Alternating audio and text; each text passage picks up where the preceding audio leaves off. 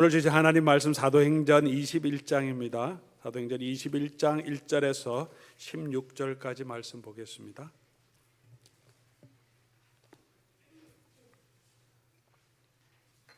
신약 성경 5번째 책이고 제가 가지고 있는 성경은 224페이지로 되어 있습니다.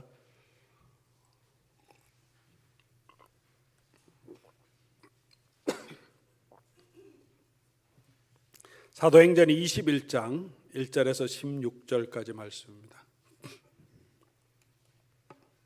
제가 하나님 말씀 받들었습니다. 우리가 그들을 작별하고 배를 타고 바로 곳으로 가서 이튿날 로도에 이르러 거기로부터 바다라로 가서 베니게로 건너가는 배를 만나서 타고 가다가 구브로를 바라보고 이를 왼편에 두고 수리아로 향해 하는 두로에서 상륙하니 거기서 배의 짐을 풀려 함이러라. 제자들을 찾아 거기서 이레를 머물더니 그 제자들이 성령의 감동으로 바울더러 예루살렘에 들어가지 말라 하더라. 이 여러 날을 지난 후 우리가 떠나갈새 그들이 다 그 처자와 함께 성문 밖까지 전송하거늘 우리가 바닷가에서 무릎을 꿇어 기도하고 서로 작별한 후 우리는 배에 오르고 그들은 집으로 돌아가니라. 두로를 떠나 항해를 다 마치고 돌레마이에 이르러 형제들에게 안부를 묻고 그들과 함께 하루를 있다가 이튿날 떠나 가이사랴에 이르러 7 집사 중 하나인 전도자 빌립의 집에 들어가서 머무니라. 그에게 딸 넷이 있으니 처녀로 예언하는 자라. 여러 날 머물러 있더니 아가보라 하는 한 선지자가 유대로부터 내려와 우리에게 와서 바울의 띠를 가져다가 자기 수족을 잡아 매고 말하기를 성령이 말씀하시되 예루살렘에서 유대인들이 같이 이 임자를 결박하여 이방인의 손에 넘겨주리라 하거늘 우리가 그 말을 듣고 그곳 사람들과 더불어 바울에게 예루살렘으로 올라가지 말라 권하니 바울이 대답하되 여러분이 어찌하여 우로 내 마음을 상하게 하느냐. 나는 주 예수의 이름을 위하여 결박당할 뿐 아니라 예루살렘에서 죽을 것도 각오하였노라 하니 그가 권한을 받지 아니하므로 우리가 주의 뜻대로 이루어지이다 하고 거쳤노라. 이 여러 날 후에 여장을 꾸려 예루살렘으로 올라갈새 가이사랴의 몇 제자가 함께 가며 한 오랜 제자 구브로 사람 나손을 데리고 가니 이는 우리가 그의 집에 머물려 함이라. 아멘. 주님께서 교회에 주신 사명은 예수 그리스도의 이름을 증언하는 거죠. 다시 말하면 예수 그리스도의 복음을 전하고 믿는 사람을 구원하는 것이고 그리고 그렇게 믿는 사람이 함께 모인 교회 공동체를 세우고 그 교회로 하여금 다시 그 복음을 전하는 교회로 선교하는 교회로 세워가는 것입니다. 그렇게 믿음 위에 든든하게 주의 교회를 세우고 구원하는 자를 다수 구원하는 일에 우리가 참여하는 것이 주께서 이 교회를 부르신 목적입니다. 그리고 무엇보다도 저와 여러분들은 예수 그리스도의 십자가의 복음을 증거하고 그 십자가의 복음을 믿고 걸어가는 예수 그리스도의 제자입니다. 십자가는 자기 자신을 부인하고 자기 십자가를 지고 따라가는 길이기 때문에 쉬운 길은 아니죠. 자기를 부인하고 십자가의 길을 걸어가는 것, 보이는 것이 아니라 보이지 않는 하나님을 바라보고 하나님이 주신 그 상급을 바라보고 가는 길은 결코 쉽지 않습니다. 바울의 여정에도 많은 어려움과 고난이 있었고 오늘도 그 고난이 예견된 것을 보면서도 사도 바울이 지금 예루살렘으로 내려가기를 작정하고 한 걸음 한 걸음 내려가는 여정을 오늘 우리가 살펴보고 있습니다. 우리 3차 전도 여행 잠깐 PPT를 보시면 3차 전도 여행에 사도 바울이 여행했던 루트를 지도가 말하고 있습니다. 왼쪽 그 중간에 있는 안디옥에서부터 시작해서 아시아를 거쳐서 이제 에베소에서 3년 동안 복음을 전하고 다시 마케도니아 아가야로 갔다가 그것을 다시 돌아서 사도 바울이 지금 이제 현재 오늘 본문에서 나오는 것은 이제 밀레도라는 곳에 에베소 장로들을 만난 후에 그곳을 떠나서 우리 곳으로 갔다가 다시 바다라 지방으로 가서 거기서부터 이 두로에 갑니다. 두로에 가서 여러 날 머물다가 두로에서 돌레마이를 거쳐서 하루 있다가 가이사랴로 내려가는 그 여정을 우리에게 보여주고 있습니다.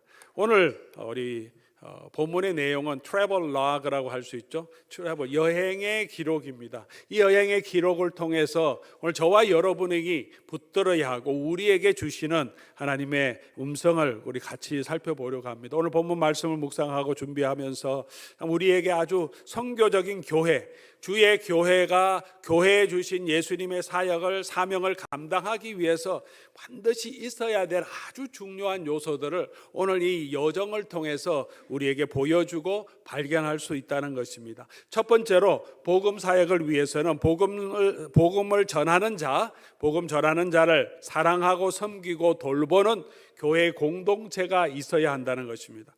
바울이 여러 곳을 거쳐서 내려가는데 그때마다 그곳에 있는 교회 공동체를 방문합니다. 그곳에서 사랑으로 돌봄을 받고 위로를 받습니다. 바울이 세운 교회도 있고 바울이 세우지 않은 교회도 있습니다. 상관없이 바울은 가는 그곳에서 성도들이 바울의 안위를 걱정합니다. 바울을 환대합니다. 함께 위해서 기도하고 정말 사랑으로 이렇게 떠나보내는 모습을 우리에게 보여줍니다. 에베소의 장로들, 밀레도에서만 에베소 장로들도 그랬고 두로에 가서도 두로 공동체도 그랬어요. 돌레마이에서도 그랬고 가이사랴에도 마찬가지죠. 계속 동일한 패턴을 보여줍니다. 바울이 이 복음을 가지고 예루살렘으로 담대하게 갈 수 있었던 것은 이런 공동체들의 사랑, 그 공동체들의 격려가 있었기 때문이 아닌가 생각합니다. 사도행전 20장 36절 37절 말씀, 오늘 본문 바로 전에 20장 마지막인데 에베소에서 온 장로들과 함께 바울이 격려하고 여러 가지 사정을 얘기한 다음에 이 말을 한 후 무릎을 꿇고 모든 사람과 함께 기도하니, 함께 기도할 수 있는 공동체, 그런 교회가 있었습니다. 그리고 기도만 하는 것이 아니라 크게 울며 바울의 목을 안고 입을 맞추고, 왜 울었냐 하면 바울을 다시 못 볼지도 모른다, 그런 말을 했기 때문에 너무 안타까운 거죠. 사랑이 배어 있습니다. 이 지도자에 대해서, 그들을 오랫동안 섬겼던 이 교회 지도자, 복음 전하는 자에 통한 사랑이 배어 있죠. 그리고 목을 안고 입 맞추고, 그리고 그를 근심하면서 전송하다.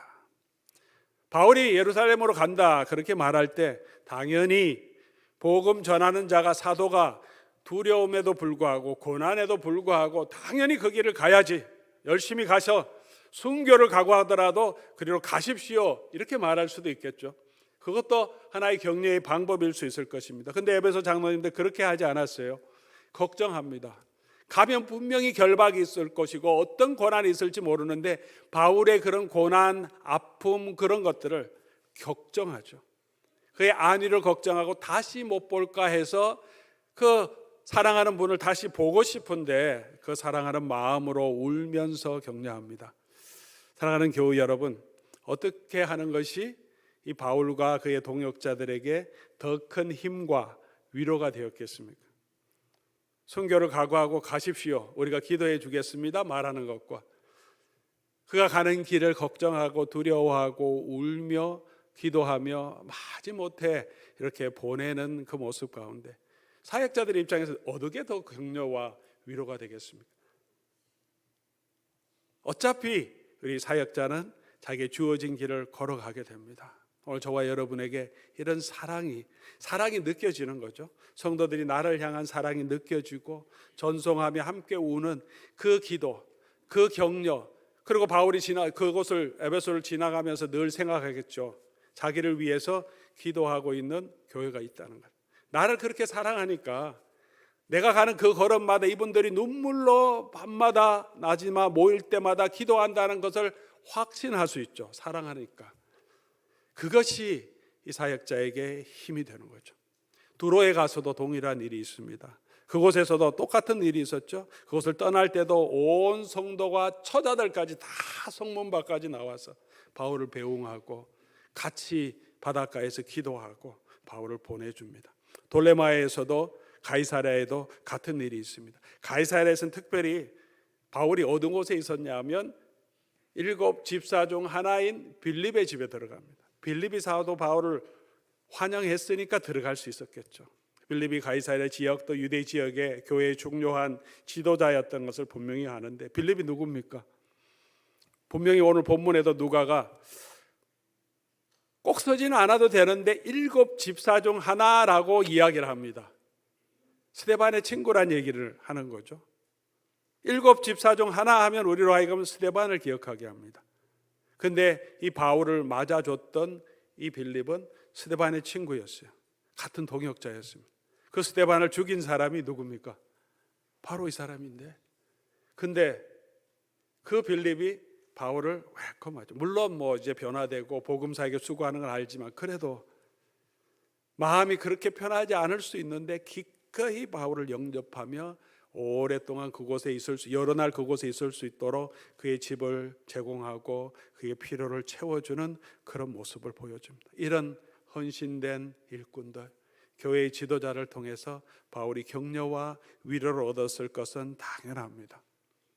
사도 바울이 세운 교회 중에서 고린도 교회는 그 교회 다 그런 것은 아니지만 고린도 교회는 어떤 사람들은 바울을 비난하는 사람이 있었어요. 바울이 설교가 약하다. 바울이 정말 열심히 자기 손으로 일해서 자기 필요를 마련하는 그런 것 같은데 이건 겸손을 위장한 거다. 제대로 된 사도가 아니다라고 바울을 공격하고 바울이 왔을 때도 대면해서 그를 배척하기도 합니다. 그런데 마게도니아에 있는 교회들은 바울이 설교할 때마다 전도할 때마다 처음 그때 2차 선교여행에 만났을 그때부터 바울의 복음 사역에 동참하고 그에 필요한 것을 지원하고 복음이 끝날 때까지 이제까지도 사도 바울이 빌립보서를 보면 너희가 나의 이 복음 사역에 함께 참여하게 된 것을 감사하는 내용을 봅니다. 같은 사람인데 어떻게 보느냐에 따라서 비난할 수도 있고 어떻게 보느냐에 따라서 또 그 사람의 사역에 함께 동참하며 끝까지 신실하게 지원할 수도 있습니다. 사람을 보면, 사역자를 보면 저도 마찬가지겠죠. 저를 비판하려고 하면 비판할 게 왜 없겠습니까? 선교사님들을 보고 이 선교사님 왜 이렇게 사역해? 이런 방법이 이렇게 해. 우리가 비판하려고 하면 비판할 것이 없는 사람이 어디에 있겠습니까? 교회도 마찬가지겠고요. 그럼에도 불구하고 어떻게 바라보고 우리가 어떻게 대하느냐가 그 사람에게 어떤 격려와 위로가 되느냐가 결정되는 것입니다. 사랑하는 교우 여러분, 우린 다 부족한 사람인 것을 알고 그럼에도 불구하고 하나님께서 우리를 충성되이 여겨서 이 직분을 주셨고 또 그렇게 말씀의 사역에 전념하는 사람들, 복음을 전하는 자들 우리가 귀하게 여기고 사랑으로 돌보는 일을 통해서 하나님의 복음 사역에 동참하게 된다는 것을 함께 기억하면 좋겠습니다.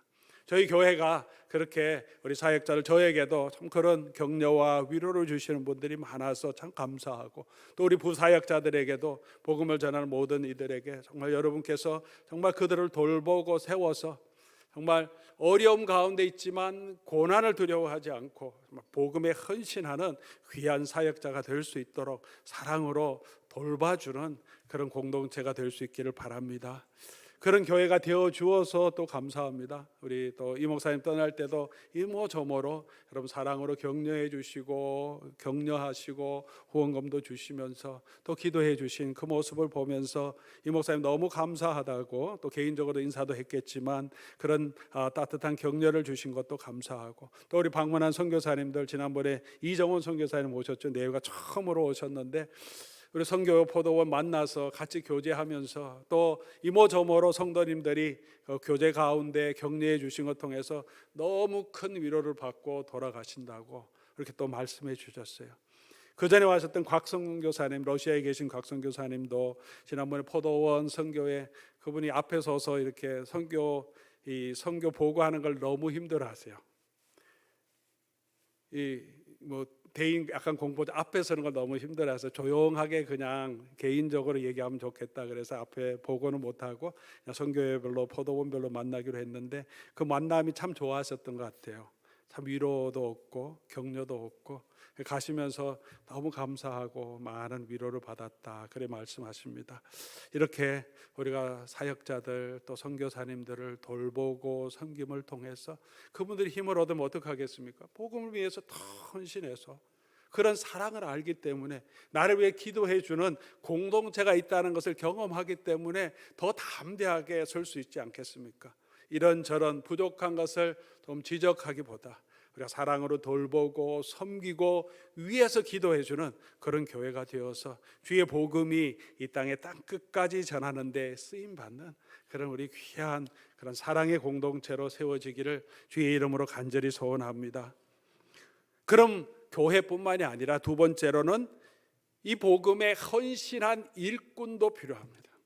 바울과 같이 오늘 바울의 모습 가운데 가장 중요한 것은 자기 목숨을 조금 더 귀하게 여기지 않는다. 복음을 위해서 자기의 고난을 두려워하지 않고 주께서 부르신 그 길을 걸어가는 사역자의 모습을 보여줍니다. 이런 사역의 자세는 바울에게만 요구되는 것은 아니지 않습니까? 1세기에 있었던 지도자들에게만 요구되는 것은 아니지 않습니까? 중세시대나 종교개혁시대에 한국 선교 초창기의 선교사님들에게만 요구되는 헌신은 아니지 않습니까? 21세기를 살고 있는 저와 여러분에게도 동일한 헌신이 필요한 것이 아니겠습니까? 저에게 필요한 것이고 우리 모든 동역자들에게 필요한 것이고 또 복음 사역에 특별히 임하는 우리 리더들에게 필요한 것이고 또 그뿐만 아니라 모든 성도들에게 필요한 사역의 자세가 아닐까 생각합니다. 선교지 가서 제가 참 마음에 참 가장 충격적인 일이었다고 하는 것은 거기서 이제 한번 선교사님 모임에서 여러 가지 이렇게 개인적인 모임에서 이렇게 얘기를 나누다가 한 선교사님이 젊은 선교사님인데 저보다 선교지에 어떻게 오게 됐냐 이렇게 얘기를 나누다가 자녀 교육을 위해서 왔습니다 이렇게 얘기를 해요. 한국에서 아마 그 얘기하신 거는 그가 보기에 선교사님들의 자녀들이 외국에 나가 있으니까 선교사 자녀 학교에서 영어로 공부하고 그리고 대부분 영어로 하니까 한국에 못 들어오니까 또 외국이나 아니면 또 미국이나 이렇게 공부할 기회를 얻게 되니까 이분이 보니까 한국에서 부목사나 목사로 있다가는 자기 외국 갈 기회는 하나도 없었을 것 같다는 생각이 들었는지 자녀 교육을 위해서 선교지로 왔다 이렇게 얘기하는 분도 있습니다. 다 그런 건 아니고요. 네, 그런 분이 있었다는 거고 어떤 분들은 이제 한국에 사역지가 없어서 또 선교지로 올 수밖에 없게 됐다 이렇게 솔직하게 얘기하시는 분도 있습니다. 물론 그래도 그곳에 와서 신실하게 사역을 감당하기 위해 노력하긴 하지만 우리가 우리의 사역을 감당하는 것이 우리 커리어를 확장하고 우리 유익을 위해서 하는 것이 되어서는 안 되지 않겠습니까? 선교지에 가지는 않더라도 우리 이 말씀을 증거하는 목회자들이 또 좋은 교회에 섬기기 위해서 또 큰 교회로 가기 위해서 그렇게 큰 교회 부목사로 들어가기를 힘쓰고 그곳에서 또 좋은 교회 담임 목사로 가기 위해서 힘쓰고 또 작은 교회보다 더 큰 교회로 이렇게 움직이는 것도 있습니다. 물론 각자의 주어진 소명이 있겠죠. 하나님의 부르심에 순종한 것도 있겠지만 우리 마음 가운데 그렇게 더 성공, 더 큰 교회를 사모한 마음도 없지는 않은 것 같습니다. 그런 유혹들이 저와 여러분에게 다 있습니다. 성도님들도 마찬가지 아니겠습니까? 우리가 주의 교회를 섬기고 신앙생활할 때 좀 더 편하게 섬기고 싶죠. 조금 더 좋은 교회, 또 조금 시설도 좋고 우리는 AC도 잘 안 나오는데 들어가면 AC가 항상 잘 컨트롤돼서 시원하고 건물도 좋고 아이들도 잘 돌봐주고 어른들 시니어 프로그램도 잘 되어 있고 내게 편리한 교회 또 그런 교회가 될 수 있도록 많은 서비스를 교회가 제공하기도 합니다. 성도들이 원하기 때문에 그렇게 우리가 사역이란 말로 선교란 말로 복음을 이란 말로 하는데 그 밑바닥에 우리의 마음의 자세가 어떤지를 우리가 좀 돌아볼 필요도 있는 것 같아요. 편함을 추구하는 것이 아닌가. 그런 편한 서비스를 교회가 제공해 주려고 하는 것은 아닌가. 그것이 좋은 교회라고 생각하고 있지는 않은가. 주 예수 그리스도의 복음과 하나님의 이 말씀을 가지고 하나님의 나라 들어가기 위해서는 사도 바울이 이 교회들에게 얘기하잖아요. 너희가 많은 고난도 받아야 하리라. 십자가의 길로 가지 않고 그 예수 그리스도의 은혜와 하나님의 나라로 우리가 어떻게 갈 수 있겠습니까? 사랑하는 교우 여러분, 오늘 저와 여러분에게 특별히 복음을 전하는 저에게도 정말 이 예수 그리스도의 복음 증거하기 위해서는 이 목숨도 아깝게 여기지 않은 그런 헌신이 주의 교회를 섬기기 위해서 우리 자신을 정말 기꺼이 힘든 사역이라도 드리는 그런 성도와 교회가 될 수 있기를 바랍니다. 그렇게 하기 위해서는 우리에게 필요한 것이 있습니다. 그냥 되는 게 아닙니다. 그렇게 하기 위해서 첫 번째로는 부르심에 대한 분명한 소명이 있어야 됩니다. 나를 예수님이 불러주셨다. 제가 이곳에서 설교하고 또 목회하는 가장 중요한 이유는 주께서 저에게 이곳으로 가라고 분명한 기도의 응답을 주시고 보여주셨기 때문입니다. 가라고 하니까 분명한 기도 가운데 하나님께서 길을 열어주시고 콜이 있었고 하나님께서 가라고 하시니까 가죠. 하나님께서 또 어디로 가라고 하시는지 또 가라는 부름이 있다면 제가 기꺼이 순종할 수 있을까? 그런 생각을 계속합니다.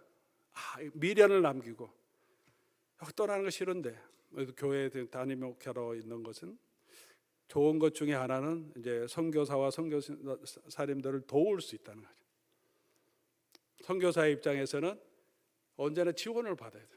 제가 해주지 않은 그런 게 아무것도 섬기지 않는 교회인데 사랑도 주시고 기도도 해주시고 물질로도 후원해 주시고 참 부담스럽죠. 제가 한 것도 없는데 줄 수 있다는 게 훨씬 기쁘죠. 선교사님도 저희가 후원해 줄 수 있고 저 사역도 후원해 줄 수 있고 상국경 신학교도 우리가 뭐 세미나비를 지원해 줄 수 있고 그것도 제가 할 수 있는 귀한 프리빌리지 중에 하나인데 그런 것도 다 내려놓고 불편하지만 미래에 아무런 보장도 없을지라도 다시 하나님이 부르시는 곳으로 갈 수 있겠냐, 아낌없이 내려놓을 수 있겠냐 하는 질문을 계속 해봅니다. 제 마음속에 언제든지 부르면 갈 수 있겠습니다 라는 마음이 있는지 아니면 여기 있는 게 더 좋은데 편안한데 이제는 그런 마음이 있는지. 오늘 이 시대에 우리에게 분명한 소명이 있다면 무엇이든지 우리가 감당할 수 있겠죠. 하나님께서 저와 여러분을 불러주신 소명은 예수 그리스도의 복음을 증거하는 일이고 예수 그리스도의 형상을 닮아가는 일입니다. 선교를 가는 것, 그게 우리의 삶의 최종 목적이 아니고 어떤 것을 이루는 것이 아니라 모든 성도가 어떤 일을 하든지 어떤 직업이 있든지 주께서 우리를 부르신 것은 예수 그리스도께서 하신 놀라운 일을 증언하게 하는 것. 저는 말씀을 전하고 가르치면서 하는 일이고 여러분께서는 또 각자 받은 은혜대로 은사대로 우리가 섬기는 거죠. 그게 주께서 우리에게 주신 사명이고 우리 주 예수 그리스도를 닮아가는 것이 우리의 사명인 거예요. 그것이 우리의 사명이 분명한 사명의식이 있다면 우리가 어떤 환경을 탓하지 않고 그곳에서 내가 어떻게 주께서 하신 일을 증거할까, 내가 어떻게 예수 그리스도의 형상을 더 닮아갈 수 있을까 노력하겠죠. 어려운 환경에 있을 때 우리가 예수의 형상을 잘 못 닮아갑니까? 가정에 어려움이 있다면, 질병이 있다면 저와 여러분이 예수의 형상을 잘 못 닮아가고 가정이 편안하고 부유하고 아이들도 다 잘 되는 이런 일이 있으면 예수의 형상을 더 잘 닮아갑니까? 그건 우리의 자세에 달려있죠. 어떤 형편에 처하든지 우리가 예수 그리스도의 은혜 가운데 있다면 우리는 때로는 어려운 형편을 통해서도 더 그리스도의 형상을 닮아가게 하시고 때로는 하나님께서 그렇게 우리의 연단을 주셔서 우리의 형상으로 그리스도의 형상으로 빚어가시기도 하시죠. 어떻게든지 우리의 삶의 평안이 아니라 주께서 부르신 그 소명이 내 인생의 목적이 된다면 우리가 고난도 감수할 수 있는 그런 믿음을 주실 줄 믿습니다. 두 번째로는 이 사명을 알았다면 고난을 피하지 않고 그 사명에 헌신해야 합니다. 많은 사람들이 바울을 보고 가지 말라 그랬습니다. 성령에 감동하여 그렇게 얘기했습니다. 근데 바울은 가겠다고 했습니다. 어떤 때는 사도 바울이 위험을 피할 때도 있었습니다. 도망갈 때도 있습니다. 성에서 나가서 다른 도시로 갈 때도 있었습니다. 그러나 고난이 두려워 피한 것은 아니고 그곳에 있는 성도들이 위험을 당할까 봐 그래서 피한 거죠. 오늘 바울, 이 예루살렘을 걸어가는 바울도 이제 가야 하는 길이기 때문에 성령의 이끌림을 받아서 고난이 있지만 그곳으로 걸어가게 됩니다. 사랑하는 교우 여러분, 오늘 저와 여러분의 자세도 우리가 다시 한번 돌아보면서 예수 그리스도께서 저를 불러주시고 여러분을 불러주시고 주의 교회를 섬기게 하셨습니다. 복음을 위하여 주께서 피로 사신 이 교회를 섬기도록 저와 여러분을 불러주셨습니다. 우리의 헌신은 누구를 향하고 있습니까? 이순신 장군은 이렇게 말했다고 하죠. 왜 당신을 위해서 하나도 해준 것이 없는 이 왕을 위해서 목숨을 바쳐 충성하려고 하느냐. 그렇게 했을 때 이순신 장군이 이렇게 말했다는 일화가 있습니다.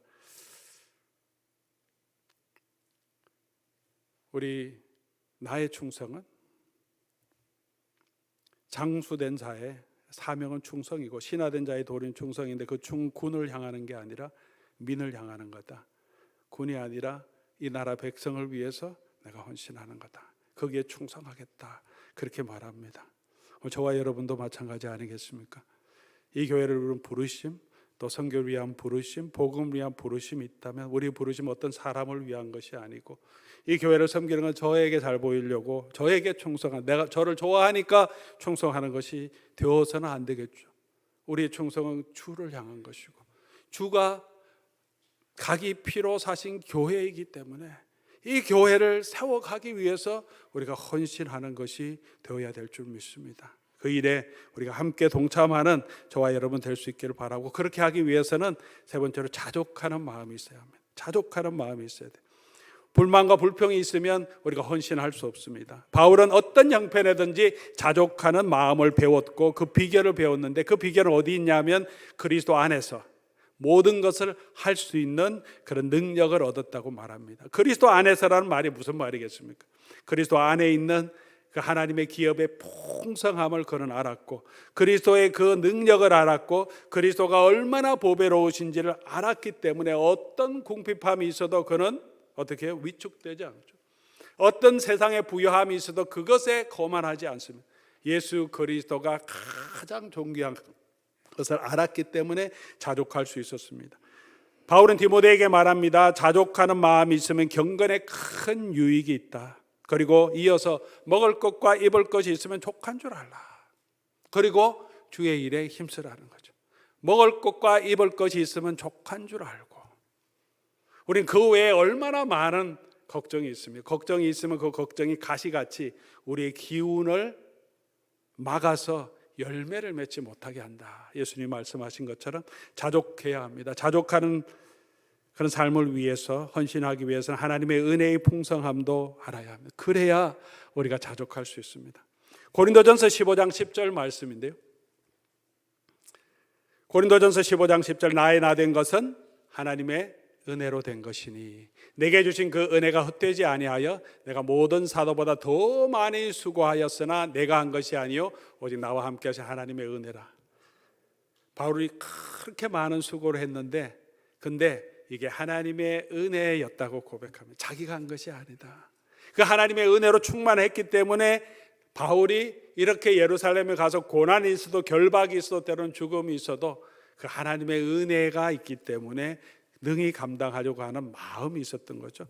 고린도후서 12장 9절에서 10절까지 우리가 잘 아는 말씀인데, 나에게 이르시기를 내 은혜가 내게 족하도다. 무슨 말씀인지 아시죠?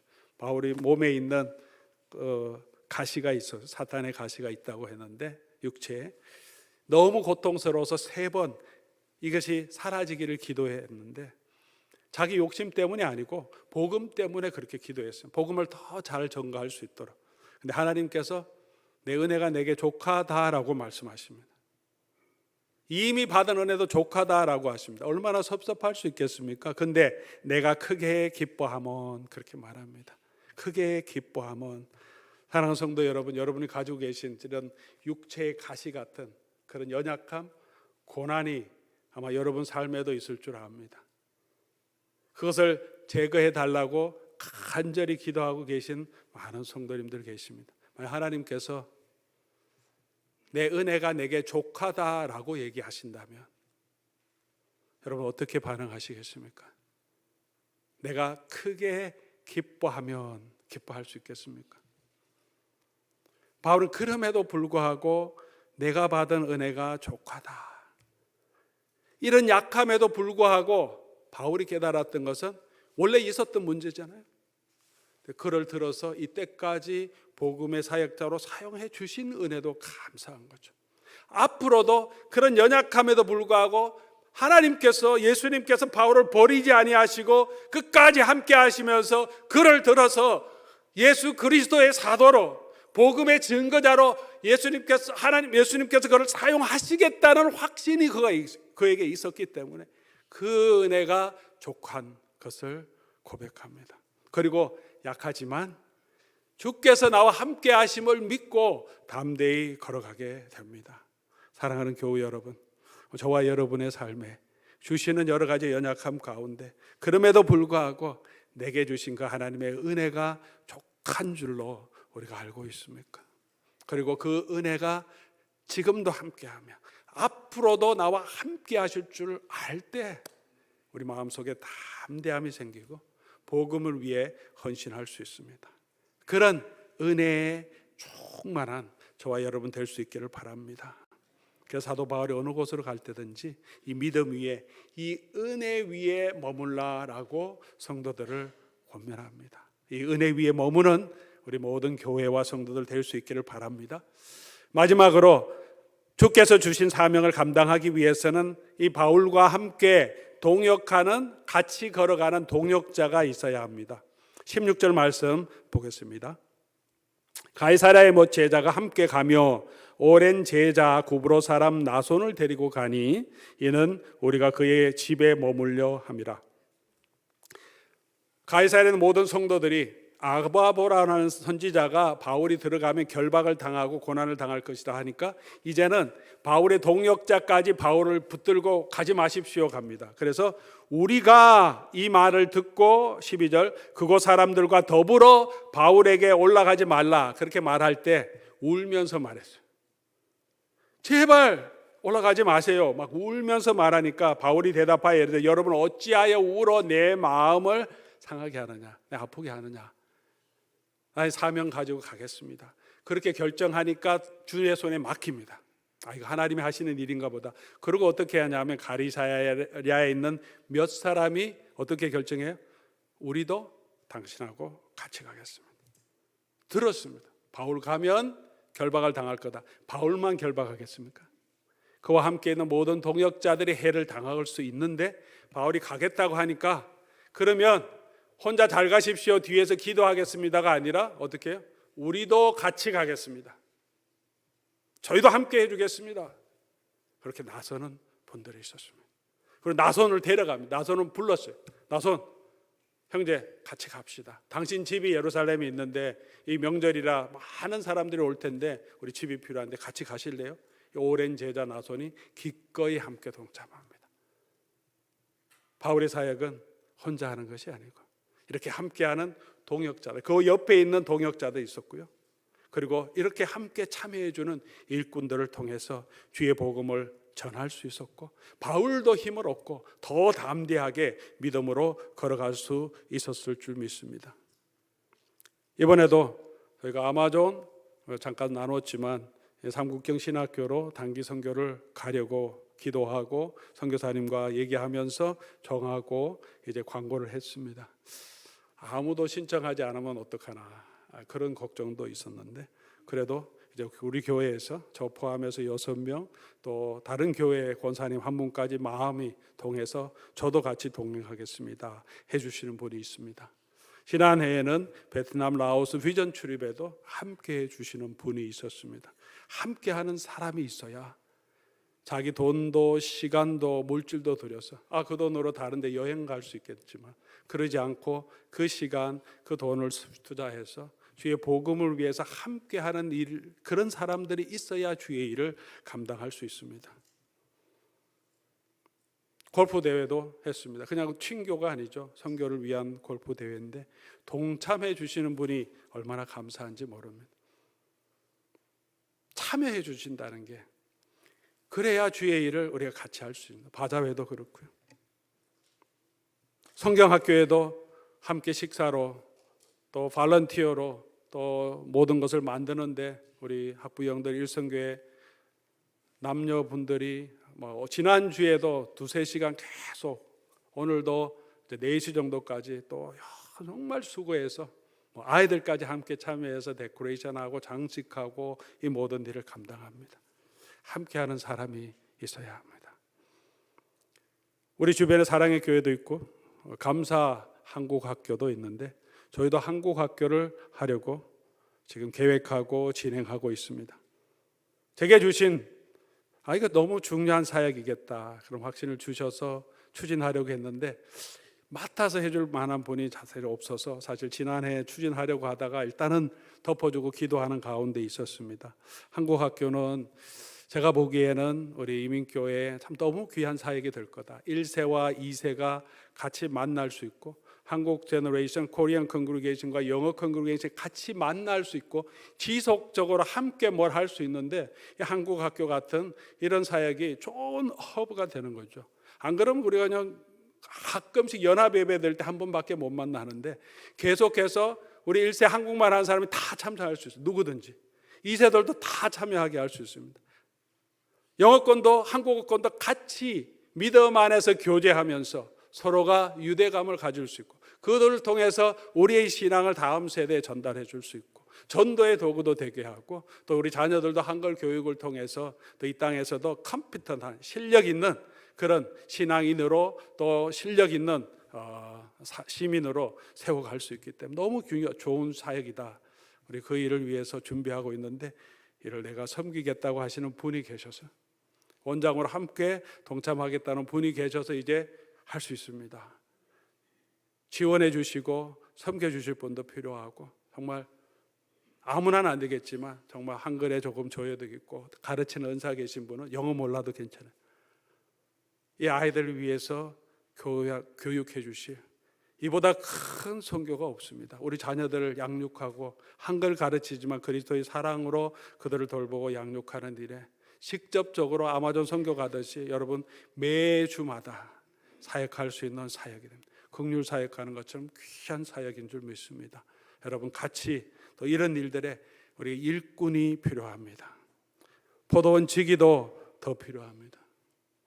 주차에서도 일꾼이 필요합니다. 봉사부에서도 일꾼이 더 필요하고 긍휼 사역에도 교회 모든 사역에 많은 일꾼이 필요합니다. 힘든 사역일수록 봉사자가 더 많이 없는데 내가 여기 있습니다.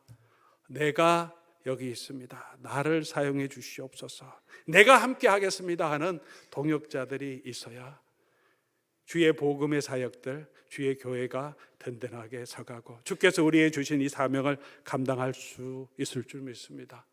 사랑하는 교우 여러분의 말씀을 맺겠습니다.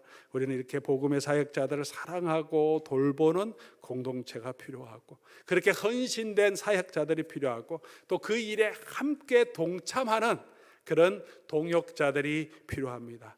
그런 교회로 그런 성도가 있는 그 교회가 하나님께서 들어서 땅 끝까지 복음을 전하는 이 선교적인 사명을 감당하는 정말 아름다운 교회로 복음적인 교회로 주께서 세워주실 줄 믿습니다. 저와 여러분 이 일에 함께 힘쓰고 기도하고 동참하고 후원하는 귀한 로렘 장로교회로 세워지기를 간절히 소원합니다.